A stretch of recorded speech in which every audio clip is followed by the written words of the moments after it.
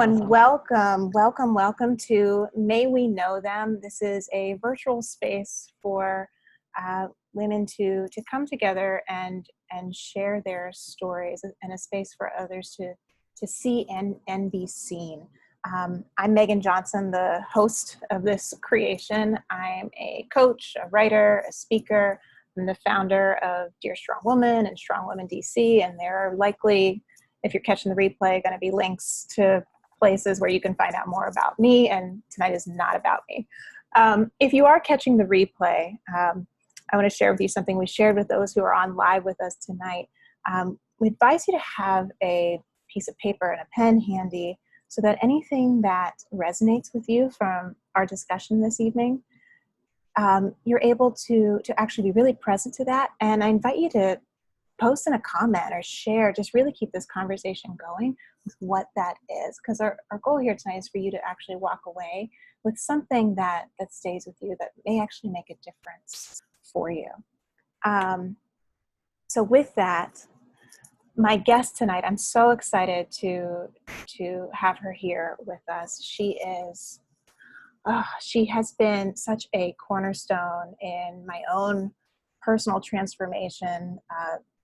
In some magical way, she's always able to carve out a window or a door in these brick walls in my life that I feel like I just can't, like it's just not possible, which is funny since we've deemed tonight, the topic of tonight is making the impossible possible. So my guest this evening, the wonderful Selena Reames. She is a transformational life coach. She is a massage therapist and business owner. She is a mother of a high schooler, and she's and she's actually very recently been given a new nickname called the Impossible Burger, which I'm so excited. It's just kind of inspired our whole discussion tonight, and I'm so excited to dive into that, especially during a time right now. Like if there were ever a time when things felt impossible, it's this pandemic. It's back to school season. It's, being a full-time employee while you're working at home, managing, being a parent, like all the things that I haven't even listed. All of our impossibilities are loud right now. Mm-hmm. And Selena's going to share a little bit of what she's realized, created, broken through in this space.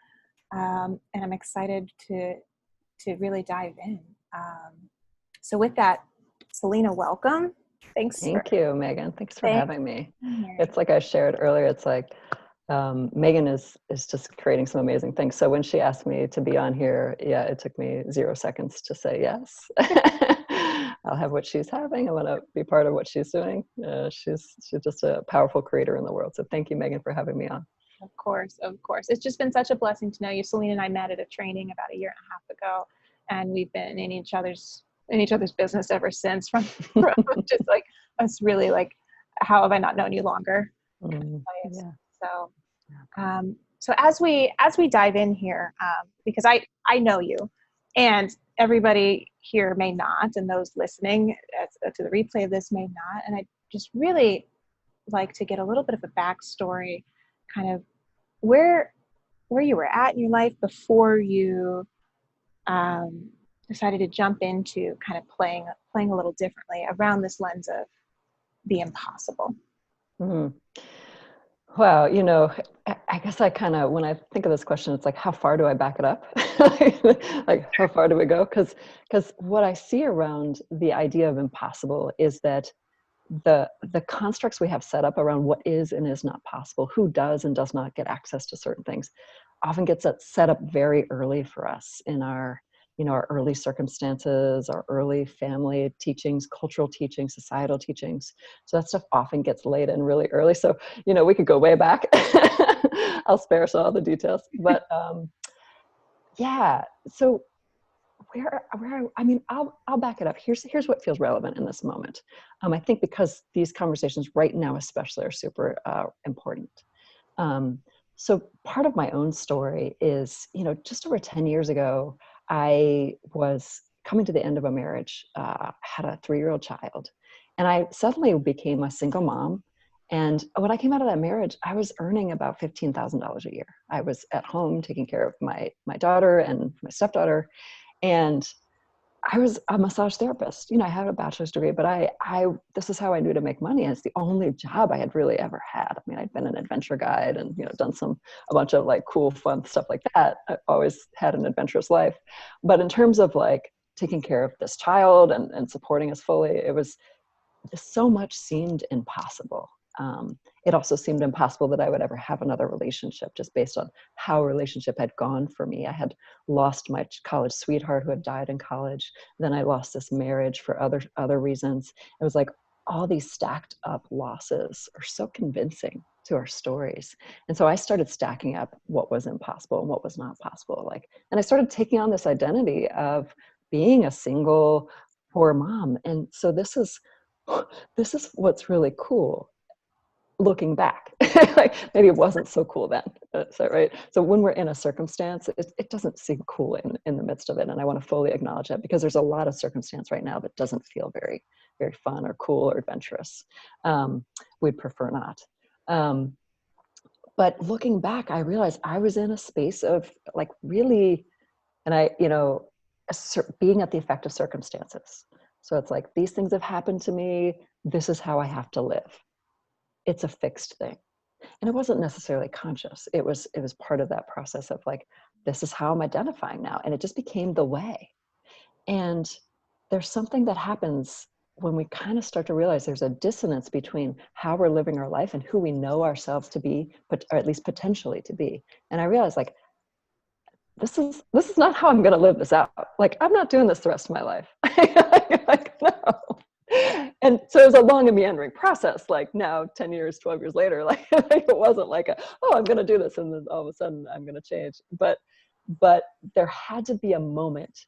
And I'd love to invite each of you to notice in your own lives, just where's the moment where you decided like there was something more that you wanted to create. There's something that just, there was another possibility out there for you. You may not have known what it was. You may not for sure have known how to get there, but you knew there was something else. There was a dissonance between where you were and what you knew was possible in your life. So that might be a spot to look and maybe jot down if you're following along. Yeah. Yeah. Oh my gosh. I'm so present to mine right now. Do you want to say it? Yeah, I can. I was teaching. Yeah. Burnt out, and my fixed pattern was, well, if I just work harder, I'll fix this, which absolutely didn't. And it was this moment where I just constantly felt like I was in a straitjacket, ready to burst at the seams. Yeah. And it was just like, this can't be life. This can't be life. Yeah. Yeah. Yeah, I used to literally wake up at some point. It was a little bit different point in my life. I used to wake up and it was like, it wasn't a conscious thing. It was like this deep voice within me that I would then squelch, by the way. But I would wake up and the first thing, I would almost like be like sit bolt upright. And the first thing that would come out into my mind was like, get the hell out. Like, in a metaphorical sense, like, get the hell out. Like, this is not it. This cannot be it. Like, you need to do something. And then, like I said, like all the circumstance, like, oh no, I'm in a marriage and we have a house and a mortgage and a child and people depending on me. Like, so I was able to like really quickly start stuffing it and rationalizing it. And like, we don't do that. Yeah. We don't blow up our lives. So, well, it did eventually blow up, but because that voice, it comes out in some way, whether it's whether we acknowledge it and meet it head on, or we stuff it down and it comes out sideways in weird ways. So it's like, for me, that's what it was. Yeah. Gotcha. So once that moment kind of finally happened for you, and was it something that came out sideways? Was it something you just finally stepped into? Oh my gosh. Which time? Well, thank you for that. All of the above. I've done it all the ways. But no, really, thank you for that, because it's a reminder that, we may have that awakening and we may have to choose to listen to it again. Yeah. Yeah. And it happens over and over. Mm-hmm. Yeah. It's like what we resist persists. Mm-hmm. Like I was having a big dose of that. Like, oh, it was like whack-a-mole. Let me stuff it down over here. Oh, wait, it's coming back. Let me stuff it down over here. Let me stuff, so I can fit into my boxed life that I think I'm supposed to be living. Yeah. And this comes from the shoulds and the, you know, all that early teaching I was referencing earlier. Like it should look this way. It should look this way.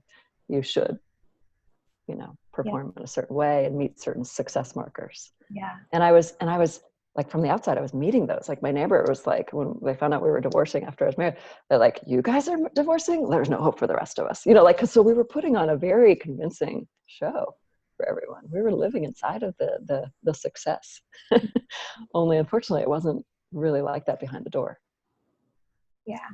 Thanks for that. That, I mean, especially right now where it's, there's the highlight reel, you know, there's the Facebooks and Yeah. the media where you see a lot of pretty pictures and smiles. Like what a great reminder that things aren't always what they seem. Yeah, and everybody's having the time of their lives because Mhm. we're comparing our insides and our what's behind that door that I just referenced to everybody's curated, edited version of their lives that they want everyone else to see. Yeah, which is perfect Which is evidence. a setup for misery, right? So Yeah, like, yeah, and definitely plays into this idea of, well, of course everything's impossible. You know, of course, because, yeah, and it makes us feel alone. yeah, Yeah. yeah. The disconnection, and this disconnection I think is so important to this story for me. Um, I have it that stepping, and I just want to pause because I love the word impossible, because when you tease it apart, it's actually I'm possible. Hmm. So it's like the word itself like flips itself inside out. So I just love that. I had to throw that Yeah. in because I Yeah. love words. But no, I forgot what I was going to say. Where were we? Back us up, Megan. We were talking about the curated image Oh yeah, and the and, disconnection and the and the feeling alone. mm-hmm. Yes, that's such a big part of my story. And I think it's, you know, when I work with people now, I think it's so much of what gives us access is, and I was talking to somebody today on the phone. So I love putting this on our calendar because I then went and had all these conversations with other people about creating the impossible, like what once seemed impossible in your life. So it's like kicked off this amazing cascade of conversations. And one of the people I was talking to today said, you know, it's, where was I going to go with this? It said something to the effect of, you know, first there's what I noticed. It's like we have to actually surrender to that we can't do it alone. And that was the biggest and longest barrier for me. That's what took me the whole like meandering decade plus to get here is the, and this is a cultural teaching most many of us get, like you got to do it by yourself. Pull yourself up by the bootstraps. You know, I was listening to Brene Brown. She's like, I had the Texan, pull yourself up by the bootstraps, like mindset. Like a lot of us were raised in that, and that it is a weakness to ask for help. Like in my experience of my family is like, you don't ask for help unless you're dying, and then probably not even then. So just don't. Like, right. So to step out of that and actually surrender to that, like, actually, I can't do this alone. And for some people, it's a surrender to a higher spiritual or religious calling or God. For some people, it's surrender to a network, a community, or both. For me, it's ended up being both. And I have to tell you, I never would have said that like 10 years ago. Like a spiritual calling, what are you talking about? Like I'd be over here judging the people talking about that, you know? So there's a lot of shift, and there was a lot of surrender. And the final like key that unlocked things so much for me in the last 6 months to a year even was this surrender to like, it's, I don't get to control all of this. Certainly I'm a creator in my life, yes. And it's like, there's actually something bigger than me. It's like, it gets to work through me and I can just get out of the way. Mm-hmm. And that was the final key for me to, not the final one, I should say, because I'm sure there's much more.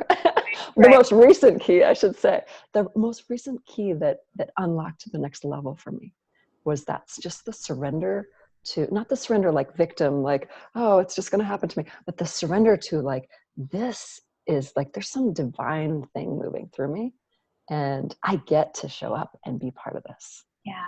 And also, and this is where I'm now, like also a surrender into that, like, I can't do this alone. I have to empower other humans around me. Yeah. Yeah.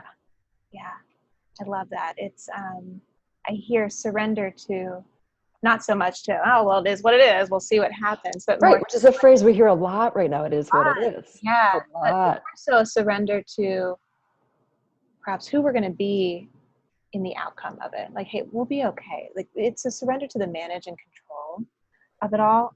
And I think, you know, so many, me too, I fall into this. You know, I've got an app for productivity and a calendar and a planner that I haven't looked at since January, and all these things to help me manage and control. Yeah. And it, you know, once we're able to just kind of let that go, gosh, is that so much lighter. Yeah, and this is not a plug to like throw out calendars. Like, No, right, these are useful things. but for me, it's the realization that we actually aren't privy to the whole plan. Yeah, Yeah. yeah, that's what you just said. Can you say that again? I love to like have people say something again when I'm like, I just want to soak it up because it's Sure. say it again. The fact that we actually aren't privy to the whole plan. Yeah. Can I tell a little story about that just happened today Yeah. on with one of my amazing clients? And she said I could share this if it came up. Um, she went through a coach training program, and she also has like, you know, a big career, you know. So the coach was, she's like, I don't actually fully know why I did this program. Yeah, you know, we're talking about this. She was calling me from a you know, a family experience, and she was having a hard time, and so we were working with that, you know, like, what's the gold in this, what's available. And what she did was she came to the space of realizing, like, I now have the tools that I've gotten from this coach training program, which is really a communication training program, right? Like, coaching is communication and relationship. She's like, what if, and certainly there are other gifts, what if this was part of that design that I didn't even see? Like, this training program allowed me to come back in with my aging mother and have the conversations that we probably never otherwise would have had. Mm. It's like when you speak about, like, we don't know the whole design, you know, and that's just a little thing, but it's not little, it's huge for her. She's like, that would have been all worth it if it was just that. And we know there's so much more, you know, that of course we don't know yet. It's like, and that's what I'm so excited about right now.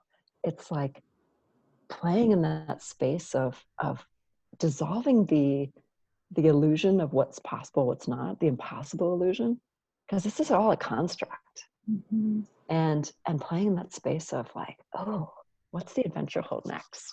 Yeah, it's a very different way to relate. And it's very different than what I was highlighting earlier in my life, which is like, I'm at the effect of circumstance. I don't know how to make money. I don't know how to provide for my young child. I am living in a, you know, lower standard housing, in my friend's attic, you know, and like, woe is me. Yeah. So like that shift from like at the effect of circumstance to realizing we actually can work with our thoughts to shift what we're creating, to shift what's in our space. Mm-hmm. That's part of the keys to the kingdom. Yeah, it's powerful. It's pretty amazing. Okay, so you've had this awakening. You've had it multiple times. Likely still will. I hope I get many more. Yeah, absolutely. You've had the realization that you can't do this alone. Yeah. Right? Mm. So, what next? What happened from there? Yeah. Yeah. So this is all like I said, this is like, I don't want to think this is like the magic, like, oh, and now I'm enlightened, like, and certainly I'm not close to enlightened. Right. So it's all I'm meandering, like, and it's, sometimes it's Christy and sometimes it's elevated, and you know, it's like, it's So messy. messy. Yeah. Yeah. Right? We talk about this a lot, Megan, like the willingness to be messy, which is outside of the perfectionism, which is the control and manage. If I just do everything just right, then I'll have the outcome created as I want it to, right? And so that's the antithesis of like getting in there and getting messy. And it's like, as Brene calls it, getting in the ring. Like, if you're not in the arena, like she says, don't even bother criticizing me. Yeah. Don't give me feedback if you're not in the ring. like, so it's getting in there and getting messy. So I've been getting messier, and there's probably lots more mess for me to make. And that's part of it. And I think the thing is, we relate to the messes or the breakdowns as something to avoid or like as a failure. And one of the opportunities we can create a shift in that also is so gold is like, this is actually expected and it's actually necessary Yeah. as part of our process. I love to use this phrase in my coaching. It's like the obstacle is the path. And that wording comes from Marcus Aurelius, who was, the emperor of the Roman Empire in 170, right? so he was living in craziness, like war all the time and infidelity and, carnage. And he was able to say, so if we look at our circumstance and think it's impossible, he was able to say, even amidst that, and to live it and believe it, the opportunity is to see the obstacles as the path. They're the entryway. They are the channel to our next level. They are the opportunity everywhere. What? Not the thing to be avoided, but actually the thing to. Right. So often we want to get away from it. We want to go around it. We want to avoid it. And when we lean into it, which seems so counter, right? But when we lean into it, when we bring it up into our space and our awareness, its significance and its weight can start to dissolve. Mm-hmm. Mm-hmm. Yeah, I'm thinking about all the obstacles that people may be feeling in the world right now with this a lot of I can't do this, I can't do that, I have to do this, just all of the things. And all of what may feel impossible. And it may be the thing to actually look at and lean into, actually playing in that space. Well, what could be possible here? Yeah, I love that. And all of the spiritual teachers that I know, that I follow, it's like this has been laid out. If we look at it, and we can choose to look at it through this lens, and we can choose not to. We can choose to look at it through another lens. Like, it's all our choice. And that's something, if you take anything, like, we have a choice about the stories we empower. So if we just tried it on and we chose to look at this as the perfect circumstance for us to actually step into our next level of whatever's next for us in our unique path in our life. Like, how do we see it from there? I get to do this rather than it's happening to me. So that's a shift. And, like, my business was shut down. We have a brick and mortar business, and that was the majority of my income. And I also have other people relying on me who make their income through that. And so our business was shut down. We have, a pandemic. We have all the circumstances. We have the county. We have our county is the biggest lag time in anywhere in the state. Like, the rest of the state's open and we're not. Okay. So I'm super curious about this, and it's something I've been looking at. What allows somebody in these circumstances of like, oh, like, I never thought I'd have to go on unemployment, but here I'm filing for unemployment. Like, what allows us to take that circumstance, which seems really big and heavy, and to actually use it as a launch pad for creating. So this is where creativity comes in. And I think creativity and imagination are one of the most underutilized capacities we have as humans. It's like, this is our, like, amazing gift. Yeah, it's so funny. It's the thing that's strong with us as we're younger that we start. And it gets over, like, it gets conditioned out of us, right? So when we could tap into that, and so then it's like, okay, wow, I'm able to pivot and create something from this. Like, what is the gift? There's also a gift in this time. Like, I was talking earlier in our conversation about hearing that inner voice, that knowing that we often cover over. And our society is really set up to have us not hear that. It's like the busy and the apps and the distractions. And now we have the phones with notifications coming in every 5 seconds. And I got to get the kids here, or I got to get myself there. And so this pandemic was just like, everybody go to timeout, like, settle down. Mother Nature, or send us to our rooms to think about what we've done. Or go to timeout. You're all misbehaving, and go get with you. Go get with you, because you haven't been getting with you. You've been out in the distraction of everything, and come back inside and hear the message. That's your unique message. It's not the externals, because we're so bombarded by the external messaging, and our news and our media are designed for that. We get hooked by emotion, and we get hooked by novelty, and they play right into that all the time, right? So it's like, go get with you. So to me, that's the message in this, like, go get with you and come from that aligned space. Have your actions come through your being Yeah. rather than the opposite, like just being busy in the doing. And I don't even know what it's for. If I open my eyes and look up, like, where am I? I don't even know. Right. So I like, Yeah. Yeah. This is, I hear so much trust in that. Like there's an opportunity to really cultivate that inner trust in yourself by actually yeah, spending the time with yourself. it can be a process. Mm-hmm. Some people are just born with that and they have it, but not a lot. Not a lot of us. Now, and as with anything with everything we've been talking about tonight, the process, you choosing again, embracing the mess, just really choosing to stay in the arena. Yeah, choosing to stay in Mm-hmm. is such a huge part of it. Like, let me be here and be present and not be checked out. Yeah. So many of us are checked out. And we Easy might go, to check out. it's easy. We have a lot of ready-made strategies to check out really quickly and really fast. Mm-hmm. And like, let's be real, like watching Netflix inherently in itself is not good, bad, right, wrong. It's how we're doing it. Are we doing it from an empowered place? Like, I really need to just switch my brain off and like be with this show. Or is it a numbing? Yeah. So it's like, how are we participating in all the things that we're choosing in a day? Mm-hmm. Are they serving us? Yeah. Are they allowing us to be with ourselves sometimes?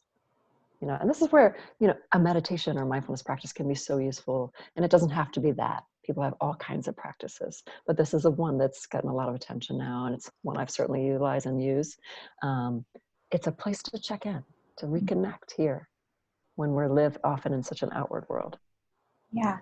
And it's the willingness to choose that whatever way it is you choose to show up to, we'll say watching Netflix, that it's trusting yourself that there isn't, it's not like what's the right way and the wrong way. It's actually just what you say Yeah. because you said so. Yeah, sure. I love this Netflix metaphor, thinking of what I want to watch. Yeah. And so we're in this conversation about impossible Yeah. and making the impossible possible. And some of the things I see, I named one around it. There's a point where we have to just surrender, like to that we want something other than what we have. And it could be just in a certain area of our life. It could be our whole, like it's a whole, we got to do a whole reboot. Or it could just be something small.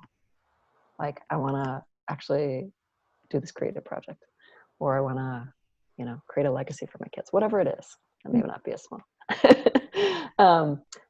So there's a number, and this list is by no means exhaustive, but there's some things I see. And so the first is just like surrendering to that. This is in my space. It keeps showing up. It's calling my attention.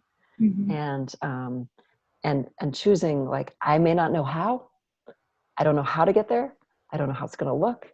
I certainly don't know all the details. I don't even know exactly what it's going to look like sometimes. Like, we may not have an exact vision. Like, I certainly haven't had an exact vision all the time.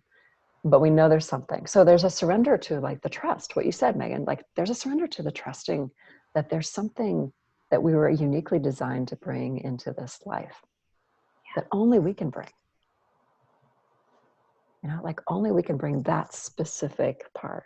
Mm-hmm. That specific angle, the specific, like, only my story here right now is only my specific story. And certainly there's resonance all over for people who have shared experience, similar experience.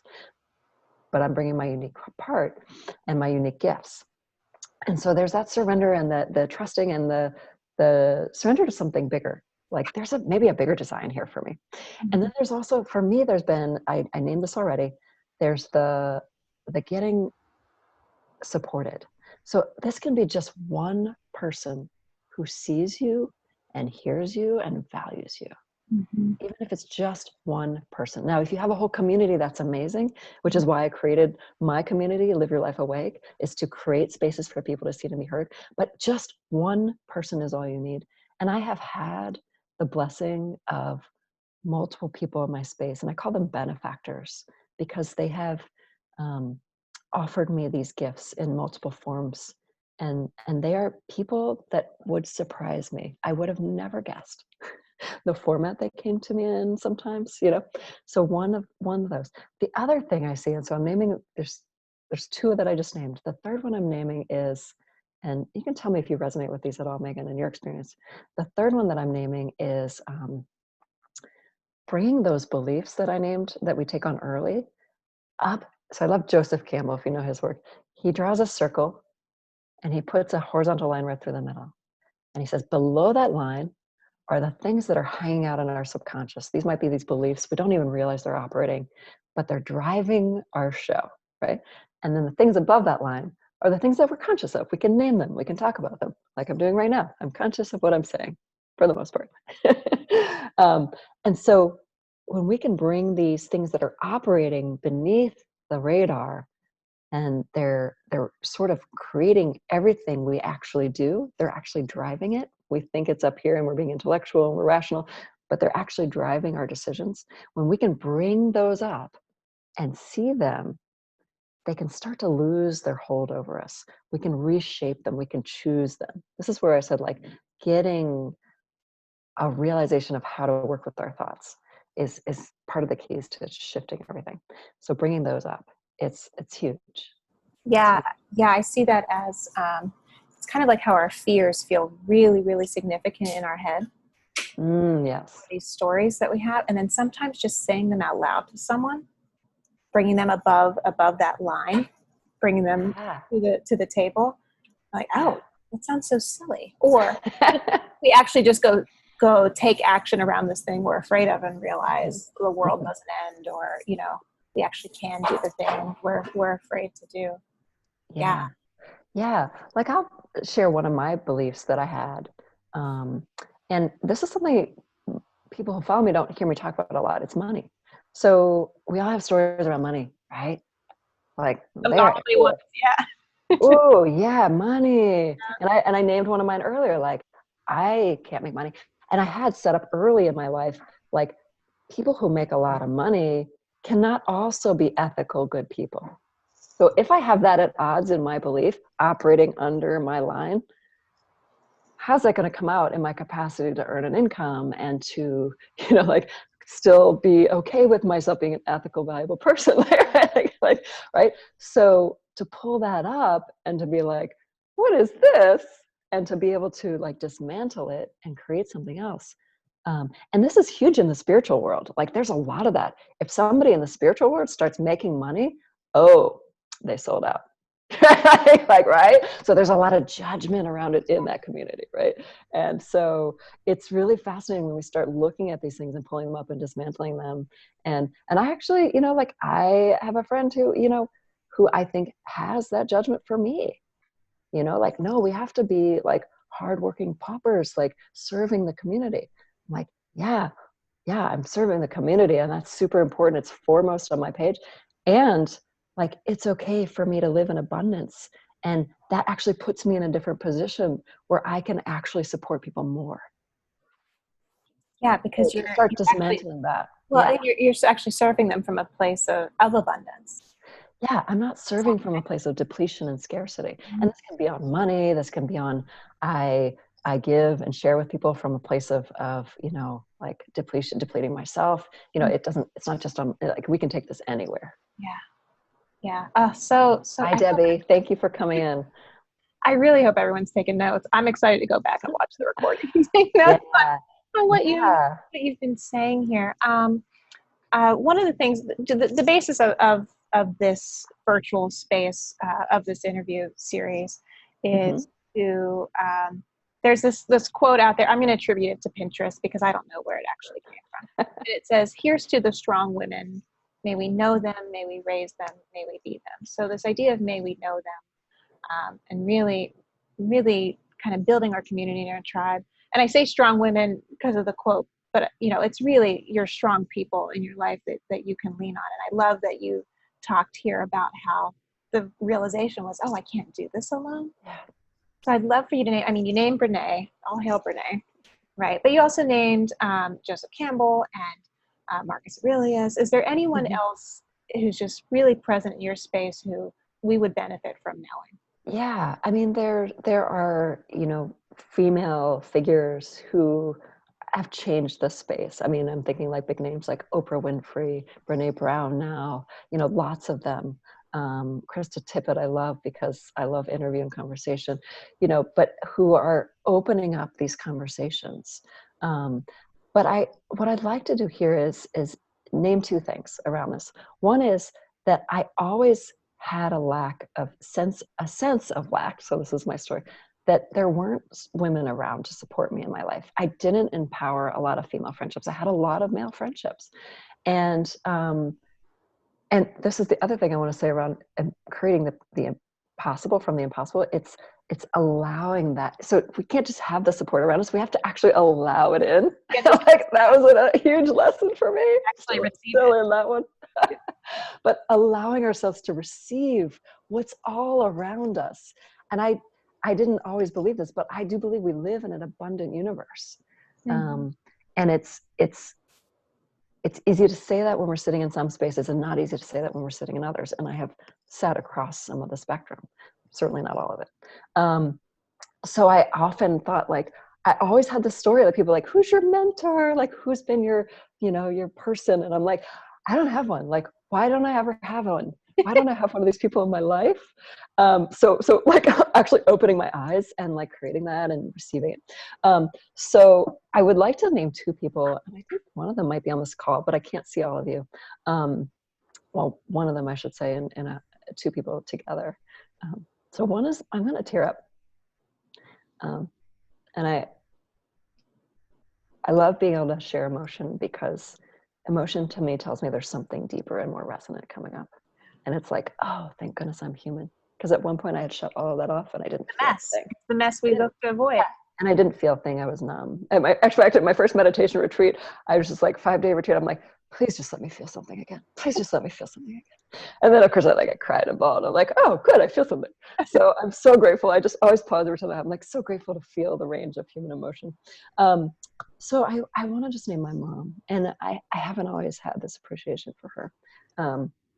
But she, you know, was a model for me in certain things. And one of those was taking everybody with you as you move up. And you know, I've spent many years in a, like, I just got to cover my ass and get myself straight. Yeah. And to shift now into, like, we're all interconnected, like, to actually really get that is just been life-changing for me. Yeah. And so I want to name my mom for always being a model. You know, she brought in foster children when we were growing up. There was always a welcoming of people who needed our help. And still, you know, has continued. You know, she served in CASA, advocating for children who needed advocating in court. You know, just lots of things like that. So thank you to my mom for being a model of that, and for taking us on adventures. We traveled all over the world as kids. We lived all over the world. So giving me that adventurous spirit. and I want to thank two people. One I think might be on this call. I can't see you guys if you are. Margaret and Joanne. You know, I love them in my life because, you know, we come from different worlds, and they have been just, even if they don't understand everything or relate to everything I'm doing, it didn't matter. Like, just always supporters, like always. And I haven't had a lot of female, I've had a number of male benefactors. You know, I call them benefactors in any sense that they've been supports. But they have been such an incredible example of what it means to welcome somebody, to embrace them, to support them, to see them. So thank you. Oh, that gives me chills. Thanks for bringing the emotion with it too, Selena. Yeah. It like makes me want to tear up over here. I can see how it's the realness. Yeah. And that emotion that, you know, I referenced, like having shut down the emotion, that emotion and not bringing that, is part of the numbing. Consider like when we don't allow ourselves the range of emotion, it's part of that numbing we were talking about that has us disconnected. Mm-hmm.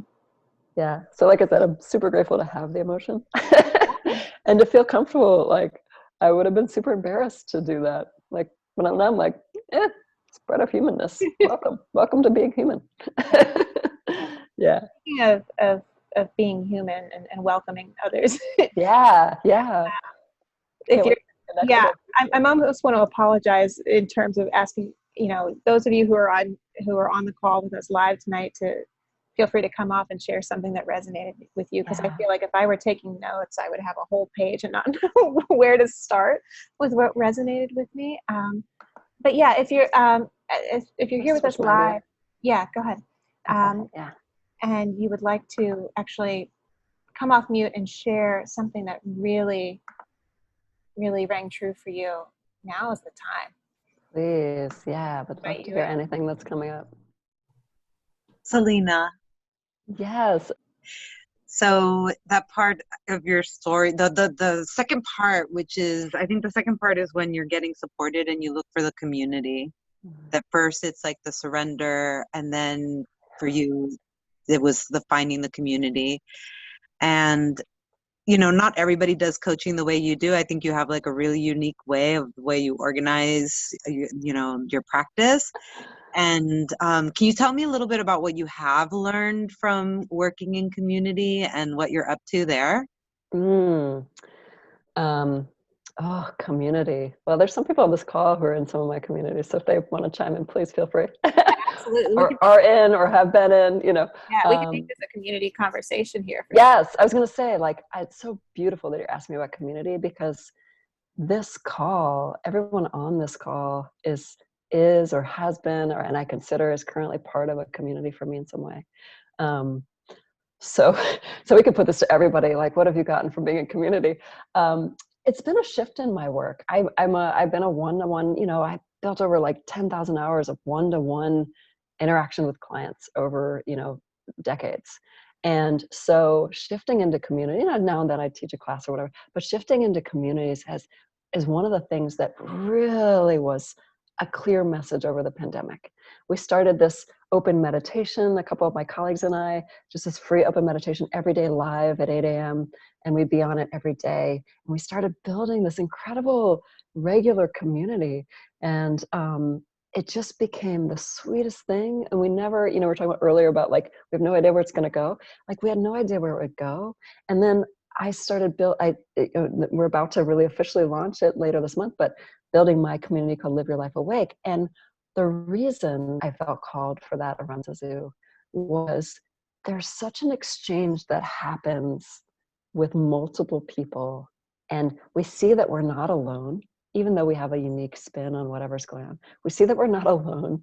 We can actually be heard and seen by multiple people, which is like, remember I said earlier, if you have just one, it's amazing. If you have multiples, it's like amplified. and there's an exchange. Like I'm one person. When I'm with somebody, we're two people, and there's incredible work that happens there. And when we're in a community, there's the brilliance of all of us together. And there's actually and you know, having a bodywork practice, like energy is a thing, right? We're all energy in motion, and the energy gets raised when you're in a group. Like right now, this energy is different than if it were just me and Megan here talking, even over this digital platform. So thank you both for doing this first off. And I liked the whole process of where you started. And I really, one thing I really started it off with is breaking down the word to I'm possible. And so I had coaching with my coach today, and something that came up, and so it came up twice. So when the universe shows up for me multiple times with like the same exact words, I'm like, okay, I guess I'll pay attention. Was I get to show up. I get to empower other people to their greatness. I get to own my greatness. Like that was, I wrote down a lot, but I just, because that has come up for me multiple times today, because I had said it to someone last night when they were saying something, and I'm like, well, what if you had the shift of, instead of I have to, I get to? And so this is the third time this has come up for me in less than 24 hours. And it's what I wanted to share. So thank you. Nice. Yeah, it sounds like it's gotten reinforced yet again. Yeah, thanks for letting us know, for actually saying that out loud. Yeah, thanks. At the beginning of the isolation, I think we were all a little crazy about what we were going to do with our lives. And that was when the meditation group that Selena brought out was started. And for me, it gave me the center and the space to be creative. It allowed me to use the time where I wasn't commuting back and forth to create new things in the world. And instead of feeling trapped, I feel like I've just been flying, creating every day almost. It's as if the isolation was a great opportunity, a great new path to follow. And I hate to go back to work because I'm just so into that creativity that has been supported by the meditation. Thanks for that. Yeah. Yeah, I love the shift there, that the isolation actually became an opportunity, almost like a canvas where you can create anything you want. Yeah, it's what we were pointing to earlier, that what seems like a problem as actually this incredible opportunity. And I wonder if you even saw that what you created, because you actually created some incredible things in his field over this time. And I wonder if you even saw that as a possibility before this happened. Because we're in this conversation of like, what's possible, what's not possible. So yeah, pretty incredible. I think everything was possible before, but being able to see under that line and recognize what served me has been the shift. I love what you said about, I think, many of us are probably in that place where we don't want to go back to traditional work, brick and mortar work. And from this lens, and note to self, should that happen here, but there's still space there to create. That may be the impossible that we want to avoid. And should that come back, now we've built our muscles around some impossible things, so we can flex them there too. Selena, any last thing you want to say to us? Any parting words? Ooh, can I tell just a quick little story? It's about like what impossible thing I'm taking on next. So I'm really like in the space of playing with this, and thank you, Lorena. It's great to have you. And I'm really in the space of playing with the impossible. Now it's like I've gotten some like facility with it, and I'm like, ooh, let me just see what else I can dissolve that seems impossible. Yeah. It's a great game. So I have to tell this quick story with my daughter. So I had this long weekend, intensive weekend. I was helping deliver a training, and my daughter and I go out. It's like evening on Sunday, and we go out to hit some golf balls, right? So we're like hitting golf balls. We're like, we're horrible at it. Like we've never hit golf balls before, right? We're ridiculous. We're laughing, we're hysterically. It's super entertaining. It's like everything we needed. It's physical. It's ridiculous. And then she turns to me and she goes, Mom, if I hit like we're hitting them, they're like, like if we're lucky, they're like falling over the edge of the thing. We're up on this platform. She's like, Mom, if I hit this one like way out, this is a big field, way out past there's like a pond, you're gonna make $1 million in this next year. I'm like, okay, whatever. Like, sure, honey.